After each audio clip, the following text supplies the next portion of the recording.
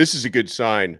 Miami Hurricanes have locked in an official visit with one of their top transfer portal targets at defensive tackle.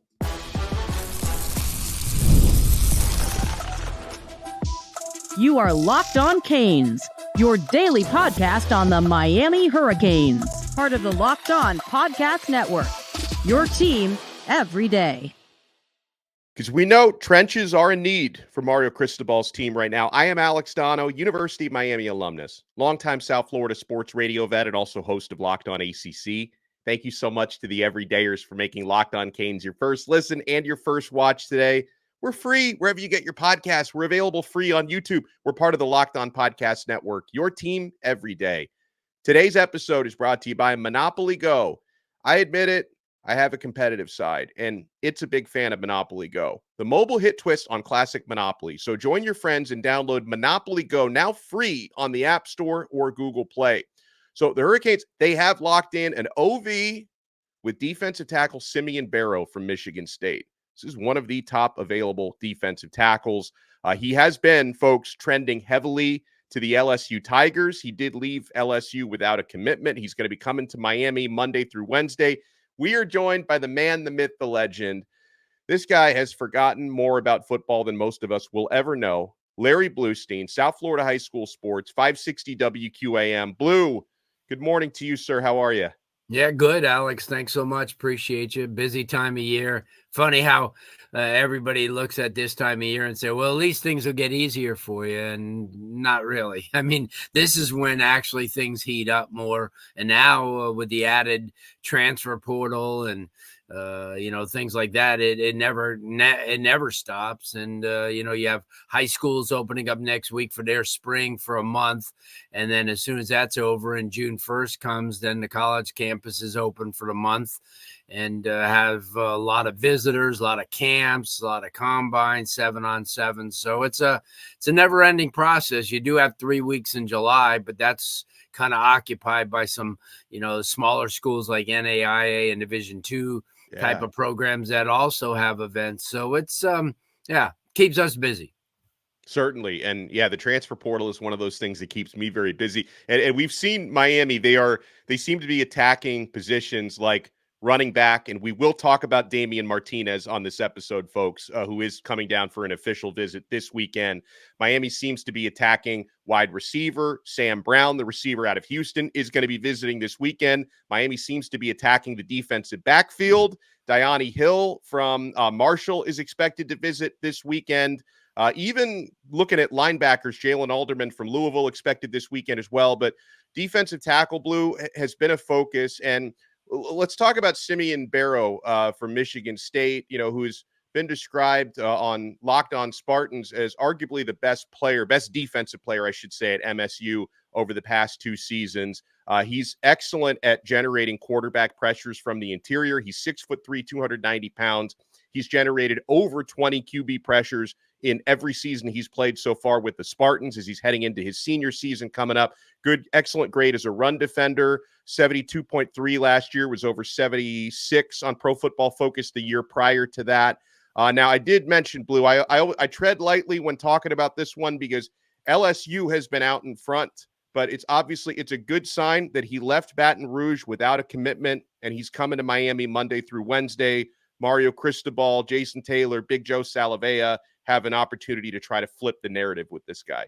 Yeah, big time kid, originally from the state of Georgia, 295-pound kid, big guy, what you need in the middle. And, we talk about this a lot as far as stacking things up with defensive tackles.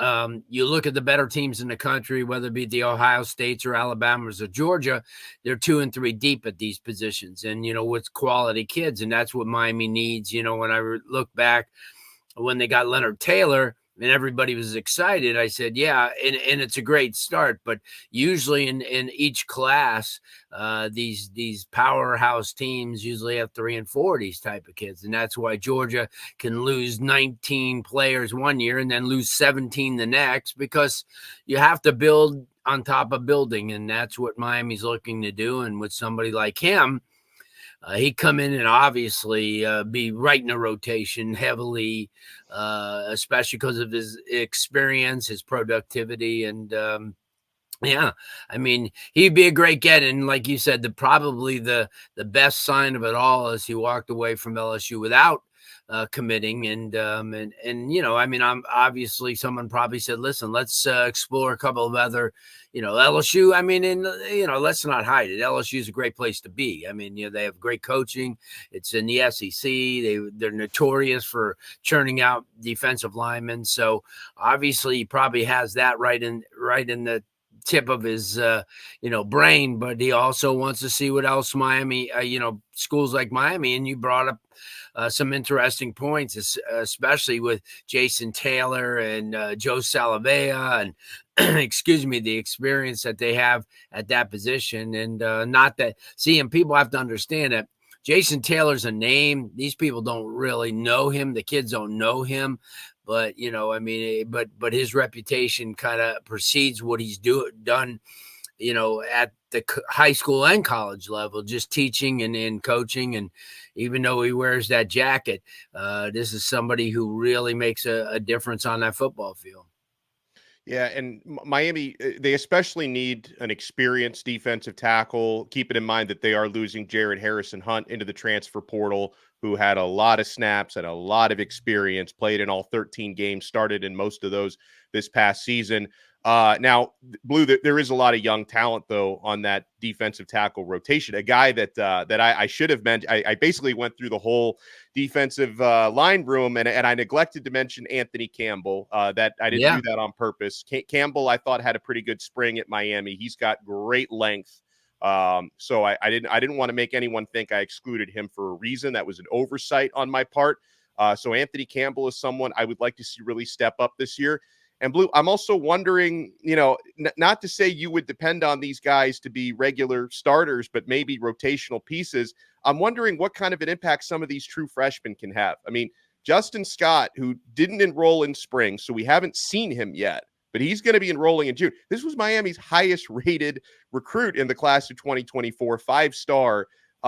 Does he have the characteristics, Blue, where he could make an immediate impact, maybe in the way that Ruben Bain did last year? Like, how much do you think Justin Scott can play a role at defensive tackle right away? Yeah, a bigger guy than a lot of people will understand. I mean, he's a huge guy. He moves real well. Ohio State really coveted him. I mean, it wasn't an easy loss for them, especially being a Midwest kid. Miami's had really good success with kids from the Midwest. You look back years and years and years ago with Russell Maryland and then players like that. Yeah, I think he has an opportunity to come in and get in the rotation. He's a big, strong kid. He's intelligent. They like what he brings to the table. I mean, you look at somebody, like Leonard Taylor when he got here. Obviously, he was thrust into the spot, but now they have talent and they have depth. So, but he's one of those difference makers. He's going to be like a Mawanoa was on the offensive side of the ball. You can't keep him on sooner or later, you're going to have to continue to play him because he's going to be productive and make plays all over the place. What about Artavius Jones, who played against he was just bullying people in high school. How easy of a chance? But the guy is gigantic. They call him the Juggernaut for a reason. Can Artavius Jones have an immediate impact as well?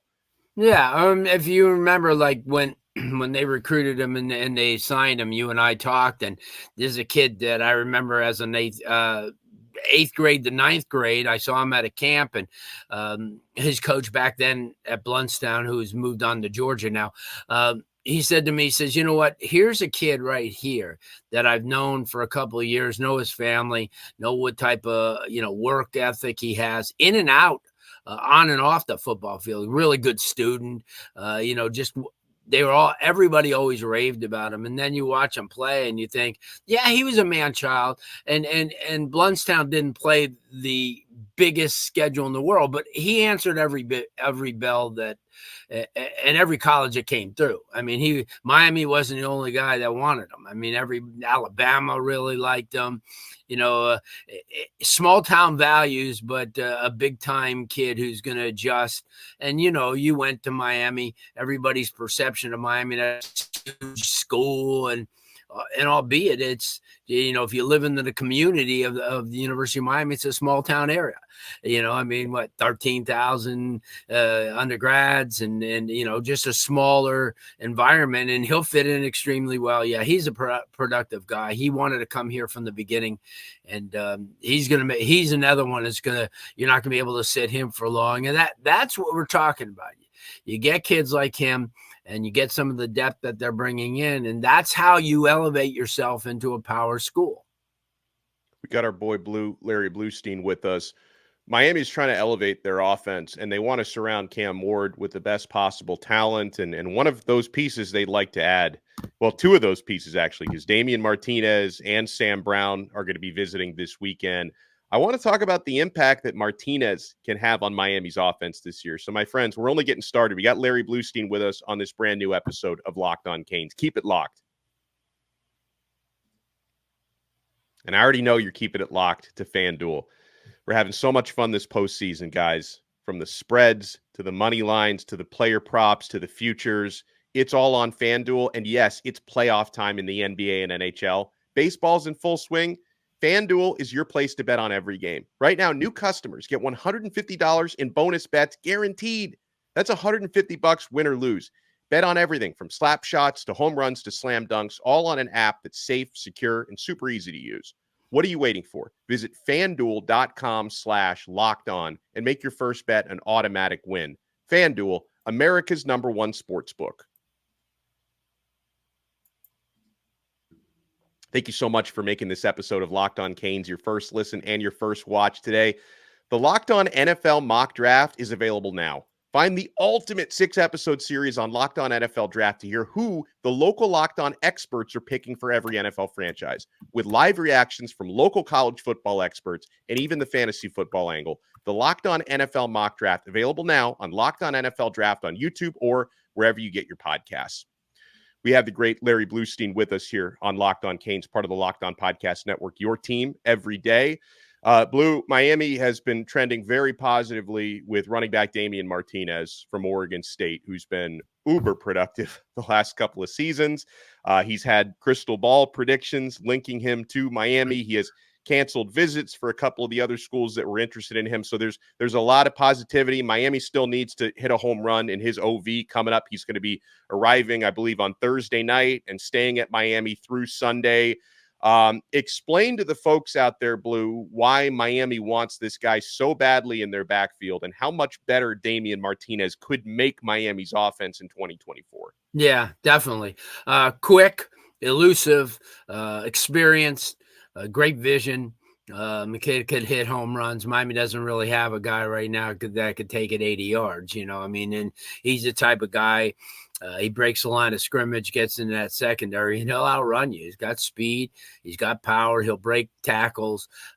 Got to stay healthy, but that's a key to any running back. I mean, and, we saw that with Mark Fletcher, as big as he is, staying healthy has been a problem for him. And, but yeah, no, he's definitely a key get. I would say in the off season, when you talk about some of the kids that Miami targeted, he would definitely be one of those guys that elevate your room. And, people are, you lose Henry Parrish, you lose who they lost. Well, they lost Citizen and they had already lost Chaney as well. Yeah. So you lose those type of guys, and everybody was talking about running backs, and you always think that you have a deep room until people start getting hurt, and then all of a sudden, like 2 years ago, you're using a walk-on. And Miami needs to keep their backs healthy, and definitely he brings something that Miami doesn't have right now. Chris Johnson and obviously Lyles and those guys are going to be really good, but they're young and they're still inexperienced, and he gives them that experience. He gives them that that player who might be that example for these younger kids to follow because of his work ethic, because of his athletic ability. But yeah, he would definitely be one of the 2-3 kids that Miami needs to land, to take that progression to the next level. Yeah, and by the way, there was a report yesterday. I did talk about it a little bit last night, and I was skeptical on this report, and my skepticism seems to be getting confirmed by most folks out there. But a report linking Miami to actually looking at a second running back, and I think the way the reports go is this would not be an either or with Damien Martinez. That Miami would look to maybe add this guy in addition to Martinez, and that's Dylan Edwards from Colorado. But Blue, like everything I'm hearing is that Martinez is the target. That's where all Miami's focus is at running back right now. And like Dylan Edwards, fine player and very different from Martinez. Like that's a guy who's more like it's kind of what you would want Chris Johnson to become is what Dylan Edwards is, where you can line him up in the slot and he's got that sort of breakaway speed. But again, it's like really good player, but I think we kind of want to cross the Damien Martinez bridge. And then keep in mind, there are limited scholarships and other needs that Miami has at different positions, Blue. And plus that slot position, you have guys that really you haven't even given a whole, look to, like Washington and also Ray, who need to be in that position. So you don't want to keep grabbing guys and putting, in a position where, it's not really a dire position of need, the slot position, because, you got Restrepo and he's going to gobble up plenty. And then you got Ray and then Washington, who really hasn't been tested, and Izakai. So, Martinez is the key. He's a running back. You're not going to put him anywhere else. It's not, if you add like 10 extra scholarships, you get a guy like that and it'd be creative with them, but they don't. And they have the positions, like you said, a defensive tackle. They're really in need of maybe two corners. They need a cornerback position is still very, they've got talent, but they're young talent. So you want to, you have safeties, enough that you don't have to go into the portal for them. I think if they're going to direct anything into the secondary, it's going to be at the corner position, especially because of the fact that, in the ACC, the receivers are bigger and stronger than they've been, almost ever. And you need to have a physical corner, and you need to get a guy that's going to get in these guys' pockets and not get beat. And so I think that, you mentioned defensive line. They may even go after another offensive lineman. Because that's a position, even though right now front line, Miami may be a year away from being top 5 to top 10 offensive line in the country. And it was funny because you and I 2 years ago talked about how horrible they were and how they kept getting pushed back into the running backs. But the job that Mario's done and Mirabal has done, it's something that you expected, because you look back and their track record, working with linemen over the year, you knew that there was going to be some serious upgrades at the position. There has. And again, I keep challenging all Hurricane fans, and I say this on our podcast every week, that look back 2 years ago and check that roster out and see what it looks like now. And you just shake your head and you go, oh my gosh.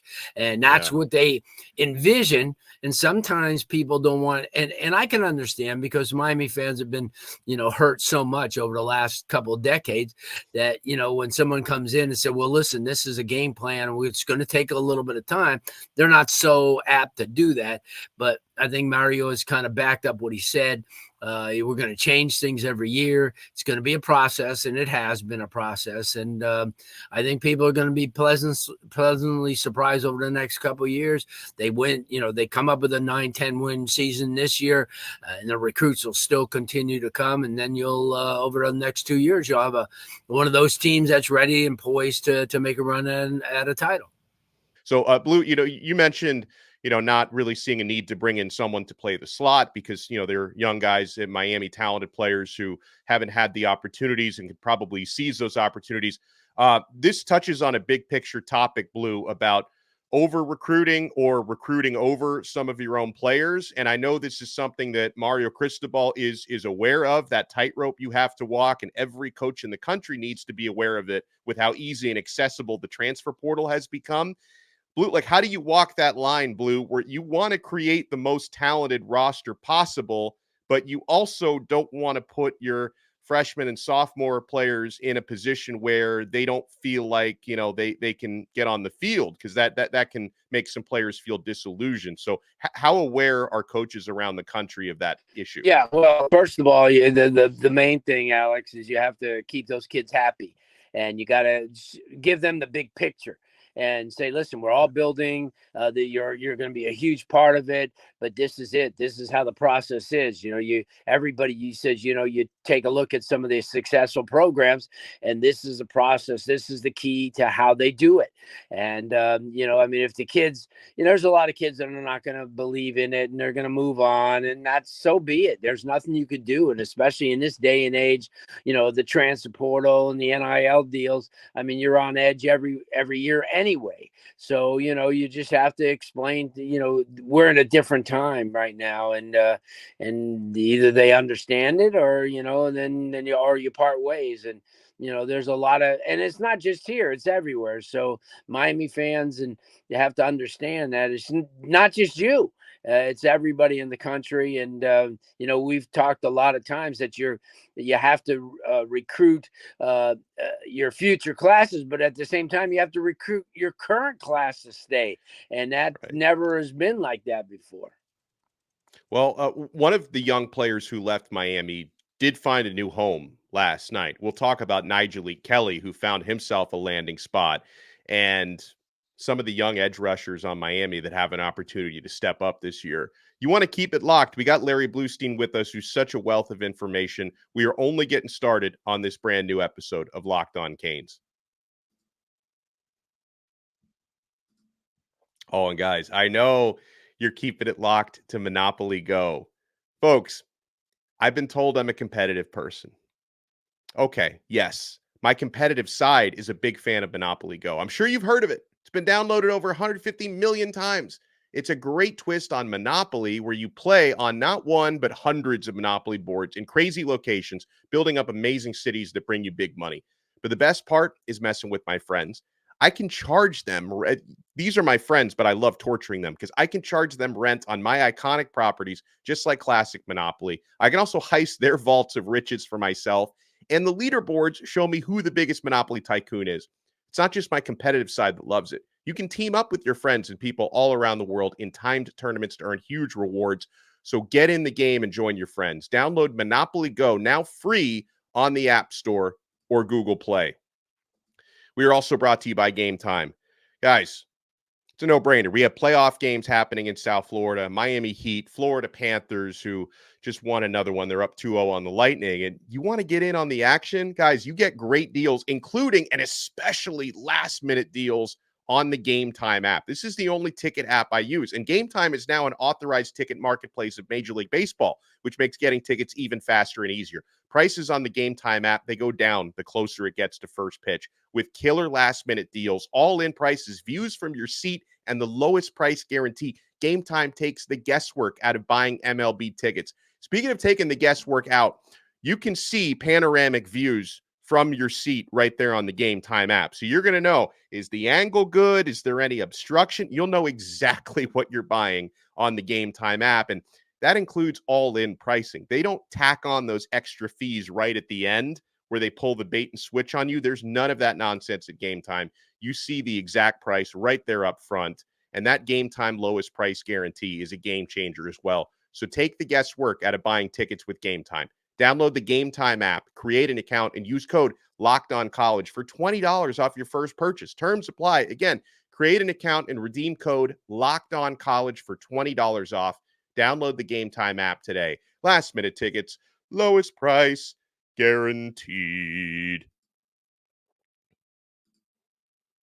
Thank you so much for making Locked On Canes your first listen and your first watch today. We're free wherever you get your podcasts. We're free on YouTube. We're part of the Locked On Podcast Network, your team every day.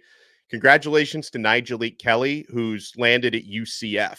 And Blue, that's a big W for UCF because it seemed like Auburn and Mizzou were very serious about wanting Nigel. Like, this is not something where, like, he maybe was interested in them, but it wasn't mutual. Like, they seem legitimately interested, and he chooses the Knights over a couple of pretty prominent SEC programs. So that's good for him. And I hope to see Nigel, who, had some good moments here as a true freshman, didn't play much last year due to injury. As long as he didn't go to Florida and Florida State, which he didn't, I want to see Nigel spread his wings and grow there. Yeah, well, it's good. Big 12 program. I know Yeah. we're brainwashed into thinking that UCS is a step below everybody, but they're not anymore. Not with the schedule that they play, with Arizona State, Utah, Colorado. So they got to have those type of players. I know Ja'Cory Brown visited there earlier this week as well. So they're in it, obviously, and it's good. Like you said, it's good to see. I've followed him since the ninth grade at Dillard and watched his progression, and, good kid, and sometimes you get caught up in the numbers, and that's what happened. Yeah. And Miami having lost Nigel Kelly and Jaden Wayne. I want to ask you about a player who is heading into his second year, and he has been getting rave reviews, moving from linebacker to edge rusher, and that's Malik Bryant out of Jones High School in Orlando. And I know you covered him, I'm sure, a lot during his high school days. And one of the things I remember, Blue, about his high school scouting report was excellent natural pass rusher. So I think the position change made a lot of sense for him, and I think he's part of the reason why some of these guys are leaving. Well, you remember, like, when he came in, and I said to you, he's 230 pounds, which probably doesn't bode well for being a linebacker, because you're talking about an 18-year-old freshman that's 232, I think 235 at the time. I said by the time he's going to be a junior, it could be 260. And, other than Ray Lewis or some of those guys like that, you're not going to find, or Channing Crowder, who was a 260-pound, linebacker, and you're not going to find those anymore. The more agile type of kids, you move those, athletic 260-pounders down, where they could, utilize the best that they have. And certainly Brian is one of those guys. Watched him 3 years in high school, was always high on him, not so much as a linebacker, but as an outside guy who could one day put his hand down. And there you go. I mean, so, the projection, when you see these kids playing, you project a lot about them. Those are the things that you look for and what they're capable of doing. And, you say to yourself, well, you know what, if he does this or puts on 8, 9, 10, 20 more pounds over the next couple of years, he could be a force, on the defensive line. And I think, as a position change, it was needed, and it was just natural progression. And Miami, fell into a guy like that with all that talent that, now is going to be utilized at a different position. They kind of looked at James Williams as that way too, because here's a 6'5", 220-pound kid that, the days of the, Lewis Olivers and the David Fulchers and the Steve Atwaters and, Cam Chancellor's as a 6'3", 6'4", 6'5" safeties are far and few between. Well, so I want to ask you about another transfer portal visitor coming in this weekend, Blue, and that's Sam Brown, receiver from Houston, was honorable mention Big 12, all Big 12 this past season at Houston, 815 receiving yards, very productive. And he knows Shannon Dawson, of course, having played under Dawson a couple of years ago when he was still the OC at Houston. How highly do you rate Sam Brown? And if this guy does choose Miami, it seems like it's trending positively. If he does choose Miami, do you think he's definitely a starter here, or would there be competition? Well, he's definitely a must-get kid, and especially at the position of need. Miami has all those slot kids. They lost a couple of guys who were on the outside, a couple of kids who emerged during the spring, no doubt about it. But he's got the experience. He's familiar with the offense, and here's a kid that can come in and can he be another Rambo? Well, certainly he could, because he's got the experience, he's got the athletic ability, and like I said, most times when somebody comes in and they're not familiar with the offense, then it takes a while. But I think he could step in from day one, and it'd be a seamless transition because he knows all the terminologies, he knows everything that's going to be going on in the offense. So, and I deem him as a must get. You talk about Martinez, infusing the backfield.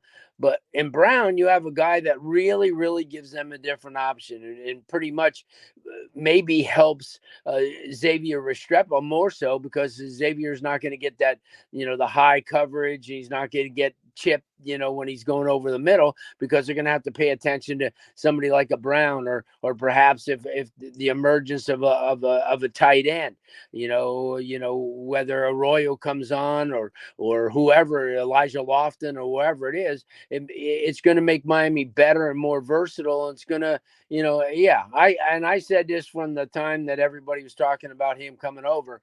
I said, I think they got to roll out more than the red carpet to make him feel, that he's going to be a huge and integral part of this offense. That's great to hear. Larry Blustein, I've told people this, has the most informative radio show you're going to find, with the amazing guests that he has on, all the great coverage for college football, high school football. I'm sure you probably mix in some pro stuff as well with the draft coming up. Blue, when's your next show on WQAM, and what can people expect? Yeah, we'll be on Monday night, 6 to 8, same time, kind of dancing around the Panthers and the Heat, but neither of them play on the Monday. So we get that Monday night deal. It's the start of spring football in South Florida. We'll have some guests, from some of the local high schools. We're also going in the college ranks. Well, we're going to get a couple of college coaches. Last week, we were fortunate to have Doug Sosha, who moved from Kaiser University up to Lenore Rhine. And then in the future, we're going to have Mario Cristobal is going to be coming up with us, Mike Norvell. So yeah, it's exciting. We kind of run the gamut from college to as you said, some of the kids going into the draft. We have like 25 of them from the state, at least 13 from South Florida, that have an opportunity to be drafted over the 3 days. Well, excellent stuff. And make sure you follow him on X as well, at Larry Blustein. Make sure you follow us at Locked On Canes. If you follow us at Locked On Canes, we will follow you back. Blue, thank you so much for the time. Have an awesome rest of your week. You too, Alex. Thanks so much.